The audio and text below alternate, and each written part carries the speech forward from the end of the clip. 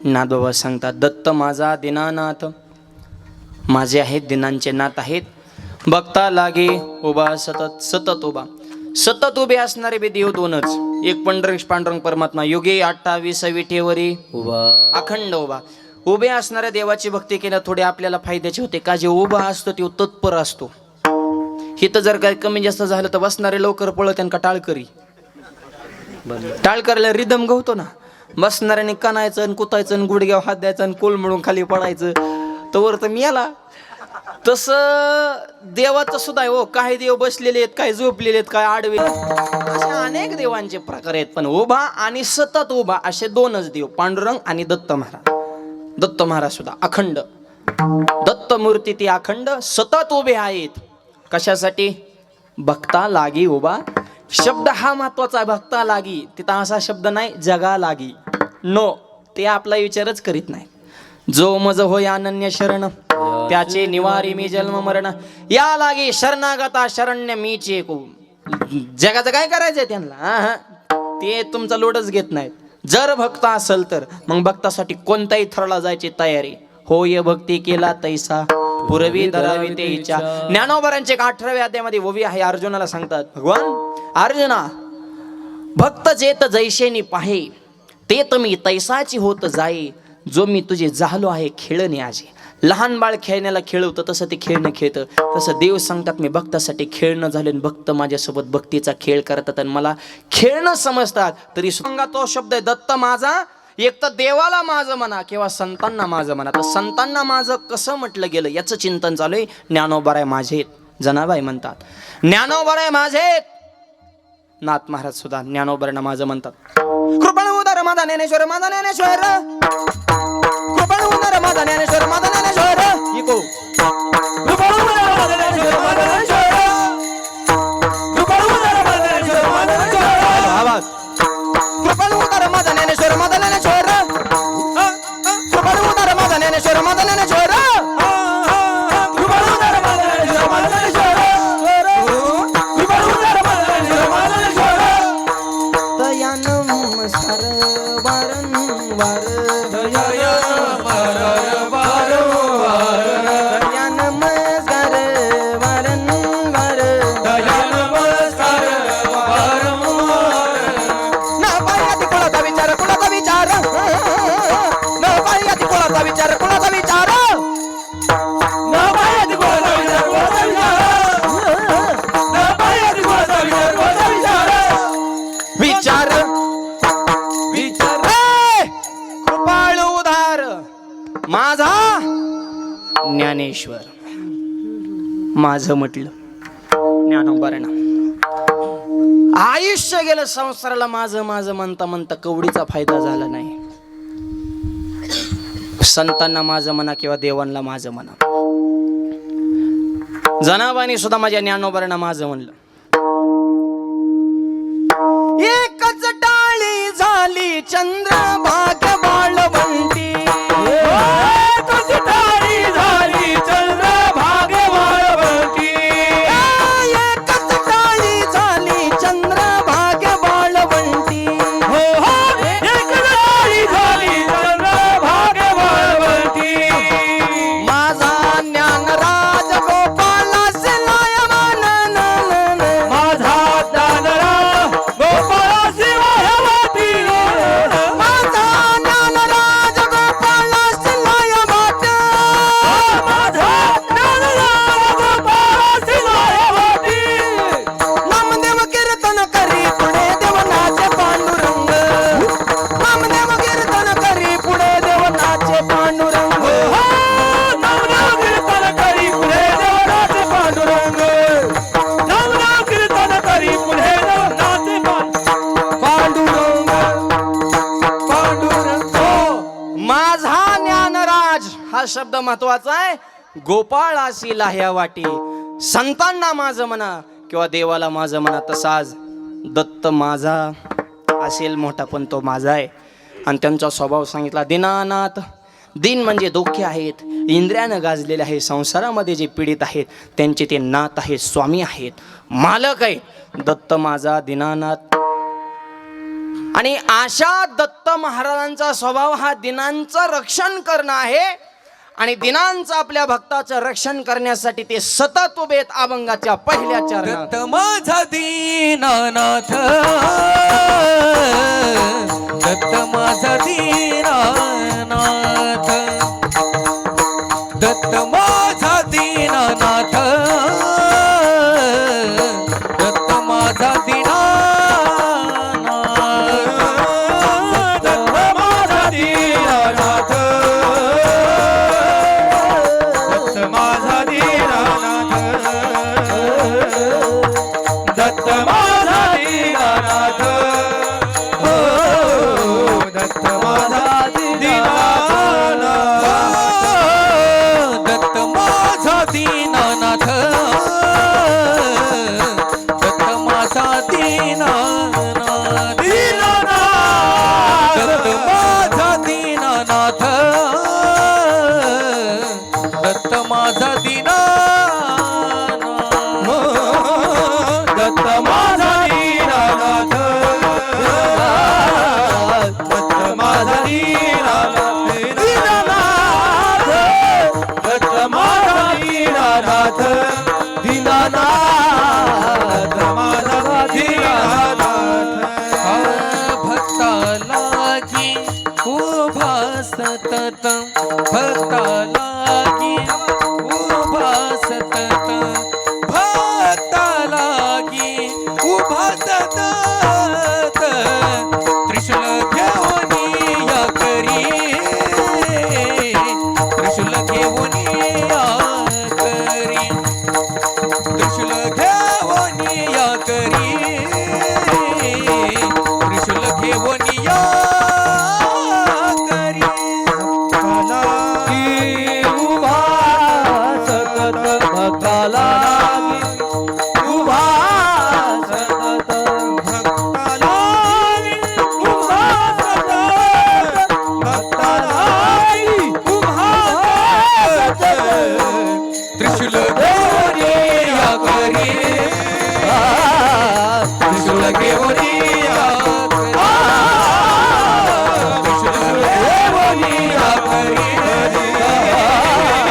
त्रिशूल घेऊन या, त्रिशूल घेऊन या, त्रिशूल घेऊन या करी.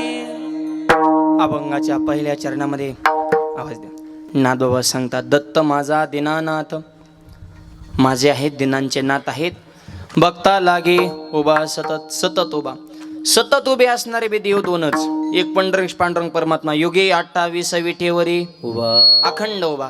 उभे असणाऱ्या देवाची भक्ती केल्या थोडे आपल्याला फायद्याचे होते, का जे उभा असतो ते तत्पर असतो. हिथं जर काही कमी जास्त झालं तर बसणारे लवकर पळत त्यांना टाळकरी, टाळकरीला रिदम गवतो ना, बसणाऱ्याने कणायचं आणि कुतायचं आणि गुडघ्यावर हात द्यायचं आणि कोल म्हणून खाली पडायचं, तवर तर मी याला. तसं देवाचं सुद्धा आहे हो, काही देव बसलेले आहेत, काही झोपलेले आहेत, काय आडवे, असे अनेक देवांचे प्रकार आहेत. पण उभा आणि सतत उभा असे दोनच देव, पांडुरंग आणि दत्त महाराज. दत्त महाराज सुद्धा अखंड, दत्त मूर्ती ती अखंड सतत उभे आहेत. कशासाठी? भक्ता लागी उभा. शब्द हा महत्वाचा, भक्ता लागी. तिथं असा शब्द नाही जगा लागी, नो, ते आपला विचारच करीत नाही. जो मज होय अनन्य शरण, त्याचे निवारी मी जन्म मरण, या लागी शरणागता शरण्य मीचे को. जगाचं काय करायचंय त्यांना, ते तुमचा लोडच घेत नाहीत. जर भक्त असेल तर मग भक्तासाठी कोणत्याही थराला जायची तयारी. होय भक्ती केला तैसा पुरवी धरावी ते इच्छा. ज्ञानोबरांचे 18व्या अध्यायामध्ये ओवी आहे. अर्जुनाला सांगतात, भगवान अर्जुना, भक्त जेत जैशेनी पाहे, ते मी तैसाची होत जाई. जो मी तुझे झालो आहे खेळणे आजे. लहान बाळ खेळण्याला खेळवतं तसं ते खेळणं खेळतं. तसं देव सांगतात, मी भक्तासाठी खेळणं झालं आणि भक्त माझ्यासोबत भक्तीचा खेळ करतात आणि मला खेळणं समजतात, तरी सुद्धा मी आनंदित आहे. याचा अर्थ आहे भक्ता लागी उभा सतत. विठ्ठल विठ्ठल विठ्ठल विठ्ठल. जसे पांडुरंग परमात्मा जनाबाईला दळण दळू लागायला गेले, तसे बाळापूर विदर्भामध्ये गाव आहे, तिथं सुद्धा एक माऊली होती.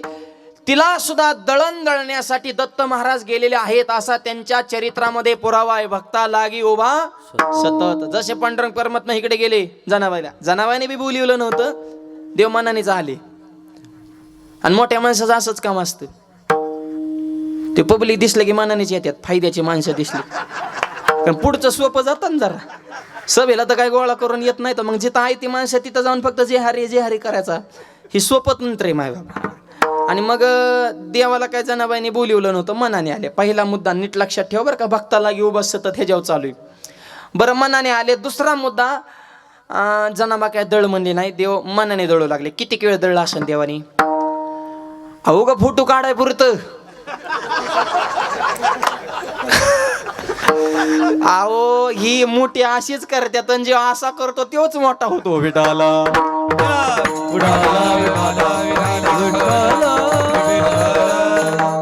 नाही आता ही नेते मंडळी वृक्षारोपण करतात, ही खरंच वृक्षारोपण करतात का सांगा बरं? अहो खड खांदाय तिसरी, झाडं आणाय तिसरीच, पाणी घालाय दुसरीच, ही नुसती येतात आणि पाल्याला हात लावतात. झाडाला सुद्धा नाही, उचलून खड्यात ठेवाय सुद्धा दुसरी. ह्यांनी असा पाला अज्जात असं 2च बोटात धरतात बरं का, तिसरं सुद्धा लागून देत नाहीत, असं अलगद धरतात. आणि असं धरायचं, पत्रकाराने फोटो काढायचा आणि तालुक्यात बोबाटा, यांनी केले जबरदस्त वृक्षारोपण. मिली ना गरीब बिड्या ओढू हे काही नेत्यांचं वृक्षारोपण. आता महागावी म्हणले काय 10 कोटी काय 20 कोटी झाडं लावली, ही गेली कुठं व झाडं? आम्हाला तर काय दिसना कुठं. आणि आता कुंभमेळ्यासाठी त्या तपोवनातली हजारो झाडं कापायचं ठरवतंय सरकार. हे अत्यंत चुकीचं आहे. तुकोबर आहे म्हणले, वृक्षवल्ली आम्हा सोयरे वनचरे. अरे शेकडो वर्षाची ती झाड आहेत. एक झाड मोठं करण्यासाठी किती त्रास सहन करावा लागतो. ज्याने झाड वाढवले त्याला विचारा. आणि म्हणले हेतली कापायची, ह्याच्या बदल्यात परत दुसरीकडे लावायची, म्हणजे हाय ही माणसं मारायची, नवीन जन्माला घालायची. ही चुकीचा न्याय ना. अरे कुंभमेळा आमचा स्वाभिमान आहे, आमचा अभिमान आहे, आमच्या धर्माचं प्रतीक आहे. पण त्यासाठी झाडं तोडणं इतके सुद्धा निष्ठुर आम्ही जरूर नाहीत. आम्ही हिंदू धर्म मानणारे आहोत, पण आमचा सनातन धर्म, हिंदू संस्कृती आमची डोळस संस्कृती आहे. त्यासाठी आमच्या धर्मासाठी आम्ही वृक्षावर अन्याय करणार नाही. केलाय सगळ्यांनी मिळून विरोध. आता चालू आहे ते प्रकरण. म्हणले साधूंना गावं बनवायचे, ठीक आहे, ह्याच्या अगोदर झाला होता त्यावेळेस ॲडतीच झालं ना. मग मला एक प्रश्न कळत नाही, आताची झाडं ही समजा तोडायच्यात आणि परत त्याच्या बदल्यात एका झाडाच्या बदल्यात परत 5 नवीन लावायचे दुसरीकडं. मग जिकडं दुसरीकडं लावायचे तिथं भरपूर जागा, मग तिकडं साधूग्राम बनवा ना. सोपं आहे का नाही तुम्हाला? थोडं होईन यायला जायला त्रास. काय माहिती आता त्यांच्या डोक्यात आता मोकळं करत असन, परत एखाद्या बिल्डरला द्यायचं असन, असंही असू शकतं.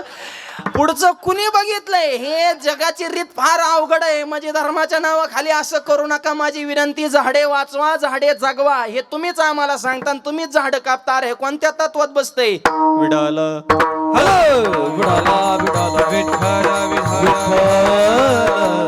प्रत्येकाच्या आयुष्यात एकतरी हक्काचं झाड पाहिजे. तरुण मुलांना सुद्धा सांगतो, आपल्या गावाच्या कडेने, आता तुमच्या गावचं नाव आहे वंजार उमरद, आणि आमच्या भागामध्ये, आता आमचा अहिल्यानगर जिल्हा आहे पण बीड जिल्ह्यात संतोष महाराज एक वंजारवाडी नावाचं गाव आहे. अशी आदर्श ग्रामपंचायत बनवली. त्या मेन रोड पासून गावापर्यंत जाईपर्यंत रोड, आणि रोडच्या कडेने आंब्याची झाडं लावली प्रत्येक गावकऱ्याने. प्रत्येकाच्या रानात सिमेंटचे रस्ते, काहीच कमतरता नाही. वंजारवाडी नावाचं छोटं गाव आहे. मी कीर्तनाला गेलो होतो. आंब्याची झाडे आहेत आणि आंब्याला फळं आली, आंबे आले, कुणीही आंबा तोडायचा नाही. आणि जर चुकून एखाद्याने तोडला 500 रुपये दंड त्याला. आणि एकदाच सगळे ते आंबे काढायचे, पिकवायचे, गोळा करायचे, आणि गावानुसार ज्याची जशी लोकसंख्या असेल त्याचं डिवायडेशन करायचं, आणि त्याच्या टक्केवारीनुसार त्याला आंबे घरपोच करणार ग्रामपंचायत. किती नियोजन हो. असं गावात जर शिरलं ना तर दुबईमध्ये गेल्यासारखं वाटतं. दुबईमध्ये सुद्धा नुसते बिल्डिंग आहे, झाडं कमीत, पण त्या गावात गेलं की असं उगं निसर्गरम्य वातावरण वाटतं. छोटंसं गाव आहे. अशी गावं घडणं हे अत्यंत गरजेचं आहे. विडालं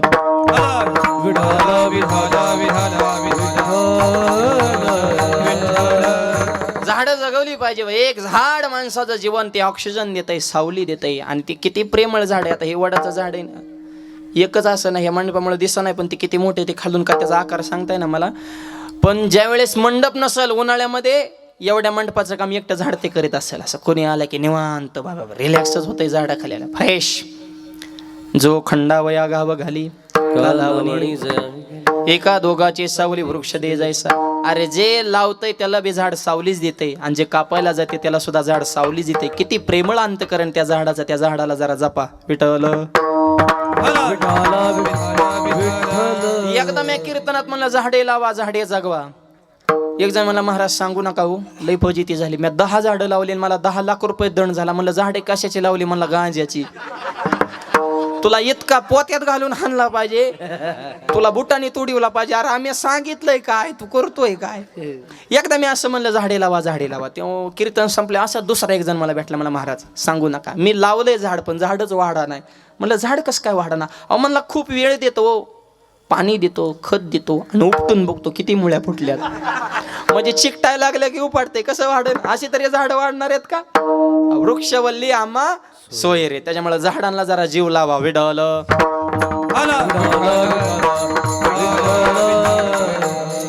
विषय कुठं चाललेला? ही नेते मंडळी जे वृक्षारोपण करतात हे काय खरं आहे का? हे उगं फोटो काढाय पुरतं त्यांचा खेळ असतो. तसं देव फक्त फोटो काढाय पुरतं गाजावाजा होण्यापुरतं दळू लागले. हे तर आपला मेन विषय चालला जनाबाईच्या घरी, ही सेंटर या माघारी परत. आणि मग कितीक वेळ दळलं बघा, 2-4 हेड. तोवर तर बोबाटा झाला बुवा. देवलय भक्ताची कामं करतो, काय देवाचा अंतकरण.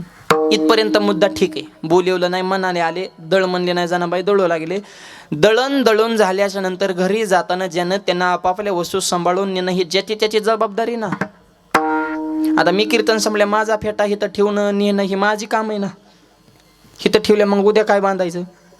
म्हणजे आपापल्या वस्तू सांभाळून नेणं ही ज्याची त्याची जबाबदारी ना राव. मग तुम्ही जनाबाईच्या घरी नवरत्नाचा हार, वैजंतीच्या माळा, मोत्याच्या माळा का ठेवल्या? हे काय राहिल्यात का ठेवल्यात? ही काय नजर चुकीनं? ही प्लॅनिंग आहे राव. तुम्ही नका देवाची बाजू घेऊ, ऐका माझं एवढं तरी. अहो संतांना काय अंतकरण हाय का नाही? उठसूट देवाचीच बाजू घ्यायची. ही ठेवल्यात माळा. तुळशीची माळ बरी नाही राहिली, खपक्या माळा बऱ्या राहिल्या, चोरीचा आळी ना अशा.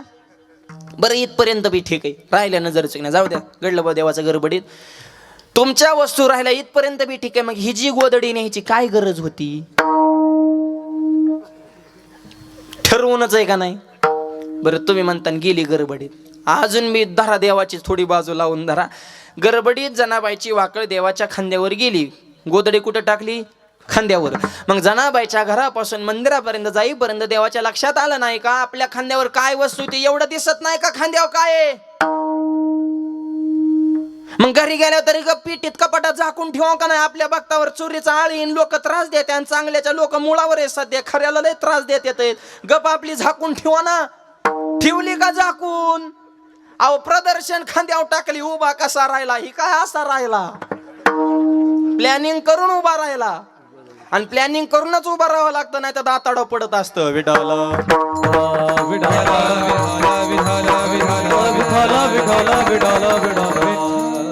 प्लॅनिंग पाहिजे. प्लॅन ए फसला तर प्लॅन बी पाहिजे. सगळं नियोजन पाहिजे, आर्थिक पाहिजे, मानसिक पाहिजे, समाजाचं पाहिजे, दूरदृष्टी पाहिजे, विजन पाहिजे, पाय जमिनीवर पाहिजेत. तर मग JCB गुलाल तसं जमत नसतं उभं. ह्याचं त्याचं ऐकून मग दरवाजा बंद करून रडावं लागतं एक दिवशी. हे उभा कसा राहिला? हे काय देव असा राहिला म्हणून लबाडी करून. बिचाऱ्या जनाबाईवर चोरीचा आळा आला. अख्ख्या गावात चर्चा झाली, जनाबाईने चोरी केली, जनाबाईने चोरी केली. चर्चा झाली म्हणजे लोकांनी केली. ही चर्चा करणारा एक ठराविक वर्ग ठरलेला असतो. हे पारावर बसलेले नमुने,